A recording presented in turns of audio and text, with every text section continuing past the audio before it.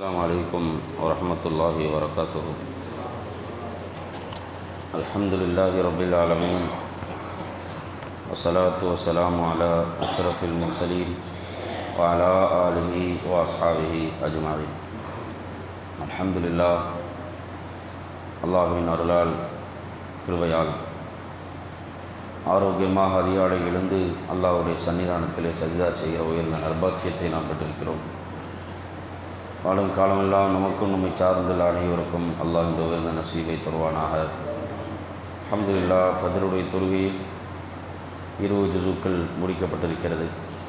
மீதமுள்ள குர்ஆனுடைய ஜுஸுக்களை ஃபஜ்ர் தொழுகையை முடித்து முழு குர்ஆனை மீண்டும் ஒரு முறை கேட்டு முடிக்கிற நற்பாக்கியத்தை அல்லாஹ் தருவானாக. நம்முடைய இபாதத்துகளை கபூல் செய்து அதில் ஏற்பட்ட குறைகளை மன்னித்து அதன் பரக்கத்தால் எல்லா நன்மைகளையும் தருவானாக. எல்லா தீங்களை விட்டும் பாதுகாப்பானாக. திடீர் மரணங்கள், வாகன விபத்துக்கள், சிறுவயது மரணங்கள், மருத்துவமனை செலவினங்கள் போன்ற எல்லா தீங்களை விட்டும் நம்மையும் உலக முஸ்லிம்கள் அனைவரும் எல்லாம் பாதுகாப்பானாக. தினந்தோறும் நபிகள் நாயகம் ஸல்லல்லாஹு அலைஹி வஸல்லம் அன்னவர்களின் ஹதீஸ்களினுடைய தொடர்பை ஏற்படுத்தி கொண்டு அதை கேட்டு அதை விளங்கி அதன்படி நம்முடைய வாழ்வை அமைத்து கொள்ள அல்லாஹ் அருள் பாலிப்பானாக. ஆமீன் யா ரப்பல் ஆலமீன். அன்பிற்குரிய அல்லாஹ்வின் நல்லடியார்களே, நோன்பினுடைய பாடத்தை நாம் துவங்கியிருக்கிறோம். நோன்பினுடைய பலன்கள் என்ன என்பதை நாம் தெரிந்து கொள்ள வேண்டும். அடிக்கடி நாம் கேள்விப்படக்கூடிய விஷயங்களாக இருந்தாலும் அவற்றை நாம் அடிக்கடி கேட்டு நம்முடைய இபாதத்தை இன்னும் பலப்படுத்தி கொள்ள அது காரணமாக அமையும். நோன்பினுடைய பலன்கள் என்பது நிறைய பலன்களை நபிகள் நாயகம் ஸல்லல்லாஹு அலைஹி வஸல்லம் அவர்கள் கூறியிருக்கிறார்கள் என்பதோடு மட்டுமல்லாமல் இன்றைய விஞ்ஞான ரீதியாக பல அறிஞர்கள் நோன்பு குறித்து பேசி ஆய்வு செய்து அதனுடைய பலன்களை நிறைய சொல்லிக் கொண்டிருப்பதை சமூக வலைதளங்களில் நாம் பார்க்கின்றோம். அப்பேற்பட்ட பலன்களை கொண்டது நோன்பு. அதில் முதலாவது, நோன்பை போல வேறு எந்த இபாதத்தும் கிடையாது. ஒவ்வொரு இபாதத்திற்கும் தனித்தனி சிறப்பு உண்டு. தொழுகைக்கு தனி சிறப்பு உண்டு. ஜகாத் அதற்கும் தனி சிறப்பும் கூலியும் உண்டு. ஹஜ்ஜு அதற்கும் தனி சிறப்பும் கூலியும் உண்டு. ஒரு இபாதத் இன்னொரு இபாதத் ரெண்டையும் ஒத்து பார்க்கும்போது தனித்தனியே சிறப்புகளை பெற்றவை தான் எல்லா இபாதத்துகளும். ஏனென்றால் அது அல்லாஹ்வால் கடமையாக்கப்பட்டது. இந்த அடிப்படையிலே நோன்பு என்பது சுமார் 14 மணி நேரம், அதைவிடவும் கொஞ்சம் கூடுதலாகவே நாடுகளை, நேரங்களை கவனித்து அல்லாஹ்வுடைய இபாதத்திலேயே இருக்கக்கூடிய பாக்கியத்தை தருகிறது.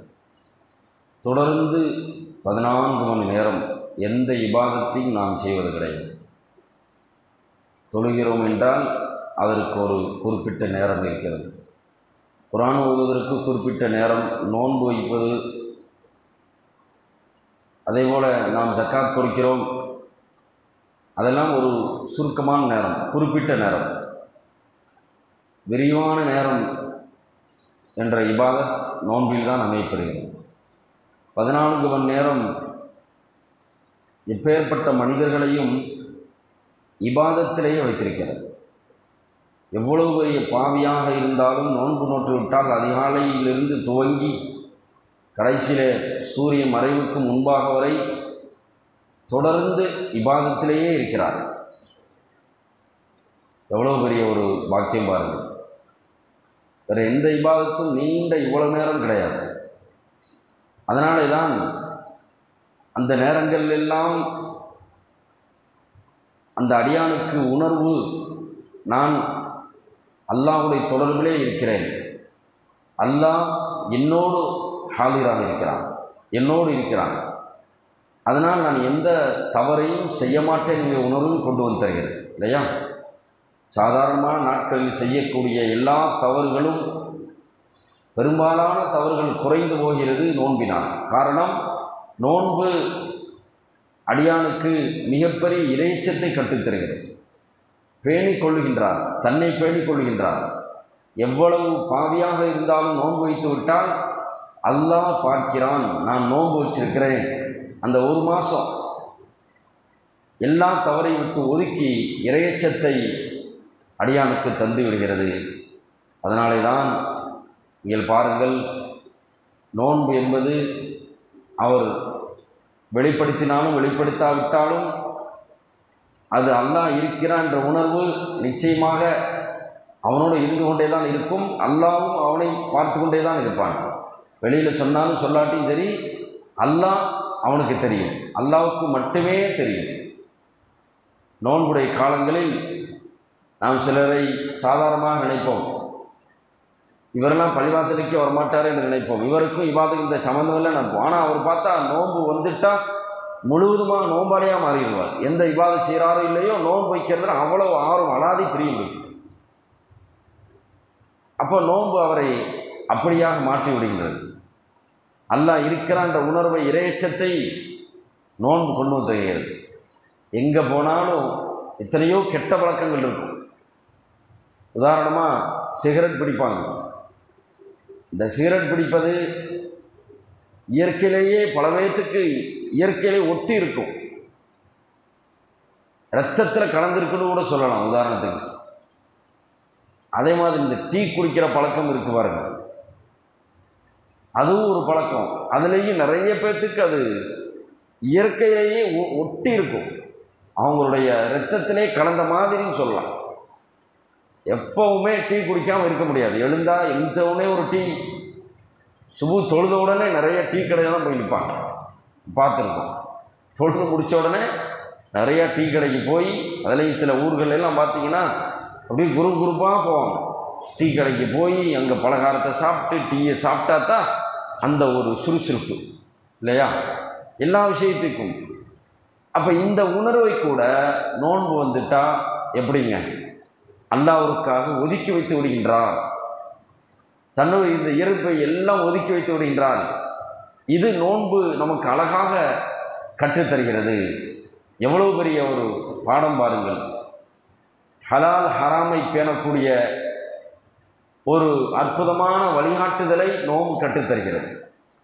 ஏன்னா நோம்பில் ஹலாலையே ஒதுக்கி வைத்து விடுகின்றான் அடியான். ஹலாலையே ஒதுக்கி வைக்கிறான் இல்லையா. நோன்பு காலத்தில் சாப்பிட்றது, குடிக்கிறது, மனைவியோடு உறவு கொள்வது எல்லாம் ஹலாலான ஆக்கப்பட்டது. இப்போ என் இறைவன் சொல்லிவிட்டான், நோன்பு வச்சுக்கிட்டு இதை செய்யாதீங்க என்று முழுவதுமாக அல்லாஹ் சொன்னதுனால ஹலாலை கூட நான் விட்டுருவேன் அப்படிங்கிற ஒரு மனோபாவத்தை நோன்பு கொண்டு வருதா இல்லையா. இப்போ ஹலாலை கூட, அப்போ அல்லாஹ் நோம்பில் ஹலாலை கூட அல்லாஹ்வுக்காக நீங்கள் விட்டு பயிற்சி எடுங்க. அப்படி எடுத்து விட்டால் மற்ற காலங்களில் ஹராமை தவிர்த்து கொள்ளக்கூடிய பக்குவம் உங்களுக்கு வந்துடும். ஹலாலையே விட்டுறலாம் என்று இருக்கும்போது ஹராமையே நம்ம செய்யணும், அந்த உணர்வை நோன்பின் மூலமாக அல்லாஹ் நமக்கு கற்றுத்தருகின்றான். ஒரு நோன்பாளி நிச்சயமாக பெரும் பாவங்கள் செய்வதை கூச்சப்படுவார், பெரும் பாவங்களை செய்வதற்கு வெட்கப்படுவார். நோன்பு வச்சவன் அப்படியே அவர் செஞ்சாலும் கூட சமுதாயம் அவரை பார்த்து, என்னடா நோம்பாளியாக இருந்தால் நோன்பு முழுவதும் எவ்வளோ ஒரு இபாதத்தாக இருந்த மனுஷன், நோன்பு விடாமல் வச்ச மனுஷன் இப்படி போய் இந்த பாவம்லாம் செய்கிறாரு என்கிற அந்த நிலையை நோன்பு கொண்டு வந்து தரும். இப்போ எல்லா வகையிலும் ஒரு மிகப்பெரிய பலனை அடியான கொண்டு தரும். மிகப்பெரிய ஒரு பலன் என்னன்னா, நஃப்ஸை கட்டுப்படுத்தக்கூடிய பக்குவத்தை நோன்பு தரும். நஃப்ஸு ரொம்ப முக்கியமானதுங்க. ஷைத்தான் நமக்கு விரோதி, நஃப்ஸும் விரோதி தான். இந்த நஃப்ஸை ஷைத்தானை நம்ம கட்டுப்படுத்திட்டோம்னா அடுத்து நஃப்ஸு ரெடியாக இருக்கும். நம்ம இதோடு போராடித்தான் நம்முடைய வாழ்க்கையை நல்லவைகளில் ஈடுபடுத்த வேண்டியிருக்கிறது. இப்போ நஃப்ஸு அல்லாஹ் திருக்குர்ஆனிலே சொல்கின்றான், கத் அஃப்லஹ நஃப்சி ஒமா சவ்வாஹா என்று நஃப்சின் மீது சத்தியம் செய்து சொல்லுவான். கத் அஃப்லஹ மன் ஸக்காஹா, யார் அந்த நஃப்ஸை ஆத்மாவை பரிசுத்தப்படுத்தி விட்டாரோ அவர் வெற்றி அடைந்து விட்டார். வகத் ஹாப மன் தஸ்ஸாஹா, யார் அதை கெடுத்து விட்டாரோ அவர் தோல்வி விட்டு விட்டார் என்று அல்லாஹ் சொல்லி காட்டுகிறார். இப்போ நஃப்ஸை கட்டுப்படுத்துது, அதை ஜெயிக்கிறதுங்கிறது ரொம்ப முக்கியமான விஷயம். இப்போ நஃப்ஸை ஜெயிக்கிறதுக்கு நீங்கள் எந்த வழியை வேணாலும் பாருங்கள், எல்லா வழியை விட சிறந்தது நோன்பு. நோன்பு நஃப்ஸை அப்படியே கட்டுப்படுத்து, அப்படியே இருக்க வச்சிடும். இதனால தான் நபிகள் நாயகம் ஸல்லல்லாஹு அலைஹி வஸல்லம் சொல்லுவாங்க, யா மாஷர ஸபா, வாலிபர்களே, வாலிப சமூகமே, மனிஸ்தத்தா மின்குல் பாஅத்த ஃபல்யதஸவ்வஜ், உங்களுக்கு சக்தி இருந்தால் நிக்கா முடிச்சுக்கோங்க. உடலில் தெம்பு, அதே மாதிரி மனைவி குடும்பத்தை நீங்கள் எடுத்ததற்கு பிறகு அதற்குண்டான கடமைகளை செய்கிறது, உடலால் தெம்பு, சம்பாதிக்கக்கூடிய சக்தி, பலம், இது எல்லாம் உங்களுக்கு வசதி இருந்தால் நிக்கா முடிச்சுக்கோங்க. ஒமல்லம் இஸ்ஸத்தை, உங்களுக்கு சக்தி இல்லை, இதெல்லாம் முடியலை, நிறைவேற்ற முடியலை, உடம்புல தெம்பு இல்லை, சம்பாதிக்கக்கூடிய சக்தி இல்லை, மனைவி கண்ணா அதுக்கு உரிய கடமைகளை சம்பாதித்து கொடுக்க வேண்டிய சக்தி இல்லை அப்படின்னா நீங்கள் நோன்பு வச்சுக்கோங்க. முடியலன்னா நோன்பு வச்சுக்கோங்க. ஏன்னா வாலிபம் உங்களுக்கு உண்டான அந்த நஃப்ஸ் என்பது உங்களை தீமையில் கொண்டு போய் செலுத்தி விடும், தீமைக்கு உங்களை ஆக்கி விடும். அப்போ என்ன, எப்படி கட்டுப்படுத்துறது? அப்போ நோன்பு வச்சுக்கோங்க. ஏன் நோன்பு வைக்காதுன்னா ஃபைன்னஹு அகல்துலில் பஸர் வ அஹ்ஸனுலில் ஃபர்ஜ், அது உங்களுடைய பார்வையை கட்டுப்படுத்தும், உங்களுடைய கற்பை காக்கும் அப்படிங்கிறான் அல்லாஹ். நோன்பு வைக்கிறது ஒரு மிகப்பெரிய பலனாக சொல்கின்றான், உங்களுடைய கற்பை காக்கும். இது நோன்புல தான் இருக்கிறது. நஃப்ஸை அப்படியே கொண்டு வந்து கட்டுப்படுத்தி இழுத்துரும். மனிதன் எப்போது பாவம் செய்ய துடிப்பான் என்றால் அவனுக்கு அதிகமாக வயிறு நிரம்பி இருக்கும்போது தான். வயிறு முழுவதும் சாப்பிட்டா அப்படியே உடல் மற்ற உறுப்புகள் ஏதாவது செய்யணுண்டு அப்படியே சொல்லிக்கிட்டே இருக்கும். மற்ற உறுப்புகள்லாம் பரபரன்னு இருக்கும், ஏதாவது செய்யணும், என்ன செய்கிறங்கிறது கூட நமக்கு சிந்திக்க வைக்காது. அப்போ அது தப்பா அல்லது அது நல்லதா, எல்லாத்தையும் செய்வதற்கு மனிதன் நோங்கி விடுவான். நம் வயிறு நிரம்பி இருக்கும்போது பாருங்கள், பட்னியாக இருந்தால் வாடா சினிமாவுக்கு போயிட்டு வரலாம், வருவானா? நோன்பு வச்சுக்கிட்டு அசர் நேரத்தில் வாடா சினிமாவுக்கு போகலாம், பசிக்குதுடா முதல்ல சொல்லுவானா இல்லை? அப்போ எந்தெந்த தீமைக்கெல்லாம் அழைத்தாலும் யார் கூப்பிட்டாலும் முடியாது. ஏன்னா பசி முதல்ல அதை கட்டுப்படுத்தணும், அதை பசியை முதல்ல முடிக்கணும், அதுக்கப்புறம் தான் மற்ற காரியங்கள். அதனால தான் ரசூல் ஸல்லல்லாஹு அலைஹி வஸல்லம் சொன்னாங்க, ஆதமுடைய மகன் நிரப்பக்கூடிய வயிறுகளில் பைகளிலேயே ஆக மோசமான பை என்பது வயிறுண்டாங்க. நிரப்பக்கூடிய பைகளில் ஆக மோசமானது வயிறு தான். ஏனென்றால் வயிறை எப்போது நிரப்பி விட்டானோ அப்போது அவனுக்கு எல்லா தீங்கும் வந்துடும். அதனால் வயிறை நீங்கள் ஆதமுடைய மகன் தன்னுடைய முதுகை நிவர்த்தி செய்வதற்கு, நிப்பாட்டுவதற்கு ஒரு கவள உணவு போதுமானது, ஒரு கவளம் போதும். அப்படியும் பத்தலன்னு சொன்னால் 3 பங்காக ஆக்கி, ஒரு பங்கை தண்ணீருக்கு, ஒரு பங்கை உணவுக்காக, இன்னொரு பங்கை மூச்சு விடுவதற்காக விட்டுருக்கின்றாங்க ரசூலுல்லாஹி ஸல்லல்லாஹு அலைஹி வஸல்லம். முரதுல்லானு குத்பாவிலே சொல்லுவாங்களாம், வயிறு நிரம்ப சாப்பிடுவதை நான் எச்சரிக்கிறேன். ஏனென்றால் வயிறு நிரம்ப சாப்பிட்டு விட்டால் இபாதத்திலே அது ஒரு ஆர்வத்தை போக்கிவிடும். இபாதத்தில் ஒரு ஆர்வம் இருக்காது, இபாதத்தில் ஒரு இன்ட்ரெஸ்ட் இருக்காது. செய்வோம், ஆனால் இபாதத்தில் ஒரு இன்ட்ரெஸ்ட், கவனம் இருக்காது. அதே மாதிரி உடலுடைய நலத்தை போக்கிவிடும். அதனால் நீங்கள் நடுநிலையாக சாப்பிடுங்கள்.